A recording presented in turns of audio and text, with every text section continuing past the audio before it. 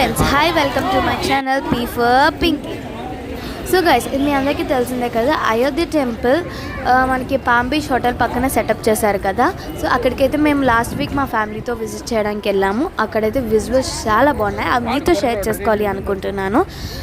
ఎవరైతే అయోధ్య ఇంకా విజిట్ చేయలేదో వెళ్ళి ఇప్పుడే విజిట్ చేయండి, ఎందుకంటే షార్ట్ పీరియడ్ ఆఫ్ టైంలో ఉంది కాబట్టి. సో ఆ విజువల్స్ అన్నీ చూసేయండి, ఎంజాయ్ చేసేయండి. ఇక్కడైతే పెద్ద శ్రీరాముడి విగ్రహం అయితే పెట్టారు. ఇక్కడేమో శ్రీరాముడు ధనసుని సంధిస్తున్నట్టుంది, కానీ చేతిలో ధనసు లేదు. అది ఉంటే ఇంకా బాగా లుక్ వద్దును. సో ఫ్రెండ్స్, స్టార్టింగ్లో అయితే మీరు టికెట్ కౌంటర్ చూసారు కదా, అక్కడైతే టికెట్ తీసుకొని మేమైతే ఇక్కడికి వచ్చామన్నమాట. ఇక్కడ నుంచి కొంచెం స్ట్రైట్గా వెళ్తే మనం అయితే టెంపుల్కి వెళ్ళిపోవచ్చు. ఇక్కడ స్క్రీన్ మీరు చూస్తున్నారు కదా, ఈ స్క్రీన్లో అయితే లోపల మనకి ఏ పూజలు అవుతున్నాయో ఈ టెంపుల్ని మొత్తం అవుట్లుక్ అంతా ఈ స్క్రీన్లో అయితే మనకి చూపిస్తున్నారు అన్నమాట. సో ఫ్రెండ్స్, ఇక్కడైతే బీచ్ పక్కన కదా మనకి సెటప్ వేశారు. అటు పక్క బీచ్ వ్యూ కూడా ఎంజాయ్ చేయొచ్చు, ఇటు పక్క టెంపుల్ వ్యూ కూడా ఎంజాయ్ చేయొచ్చు.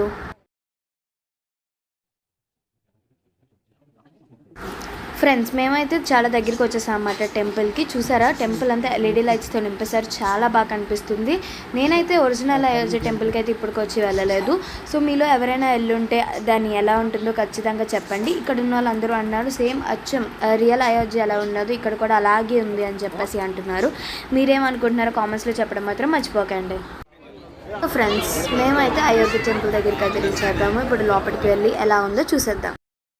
సో ఫ్రెండ్స్, ఇదైతే ఎంట్రన్స్ మాట. ఇక్కడ చూసారా గరుడులు ఉన్నారు, అటుపక్క ఏనుగులు ఉన్నారు. ఇదంతా లోపల మాట. చూసారా ఎంత బాగా పెట్టారో లోపల సెటప్ అంతా, చాలా అదిరిపోయింది.